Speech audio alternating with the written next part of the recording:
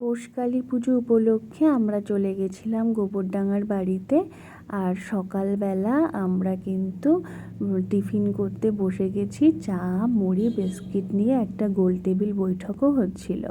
আর এই দেখো আমাদের মায়ের মূর্তি। সকালবেলা মা যখন পুজো করছিল, তারপরে এসে মায়ের সামনে কিন্তু ওই মোমবাতি জ্বালিয়ে একটু ঠাকুরের খাবার দিয়ে গেছিলো। আর মায়ের যেহেতু ঠান্ডা লাগছিল, তাই জন্য একটা চাদরও গায়ে দিয়ে দিয়েছিল।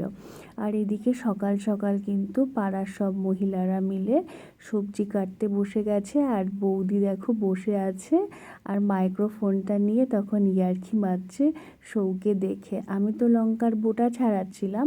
তারপরে দেখলাম 12টার মধ্যে কিন্তু রান্না চেপে গেছে। অনেক লোকের রান্না, তাড়াতাড়ি তো বসাতে হবে। বাঁধাকপি সেদ্ধ হচ্ছিল, আর এইদিকে দেখো ফুলকপি কাটা, পালং শাক কাটা, সব কাটা ছিল। আর সেদিনই এসেছিল আমার মাসি, মেসো, ভাই। মা রান্না করেছিল মাটন কষা, মাছের ঝাল, ডাল আর একটু ভাজা রান্না করেছিল।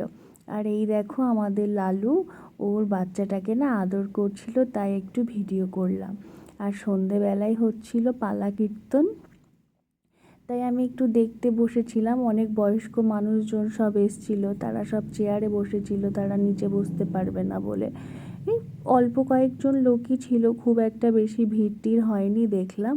তা দেখছিলাম ভালোই হচ্ছিল, খুব একটা খারাপ হচ্ছিল না। আর এইদিকে কিন্তু মহিলারা সব দাঁড়িয়ে আছে, রেডি হচ্ছে, সবাই আসলে খিচুড়ি দেবে। তো সবাই দেখো বসে পড়েছে, অনেক লোকই এসছিল এখানে খিচুড়ি খেতে বসে পড়েছে। মেন পাড়ার মধ্যে যেটুকু লোক হয় আর কি। আর এদিকে আমার মা দেখলাম এক বালতি তরকারি নিয়ে সবাইকে দিচ্ছে। আর লাস্ট ব্যাচে আমরা তো বসে পড়েছি। আর এইদিকে হচ্ছে আমাদের ভাইঝি আমাদেরকে পাতা দিচ্ছে। আর এইদিকে পাতাতে কিন্তু খিচুড়ি অলরেডি পড়ে গেছে। আর এদিকে সবজিও দিয়ে গেল। সেদিন রাত্রিবেলার মেনু ছিল খিচুড়ি, লাবড়া তরকারি আর ছিল পায়েস।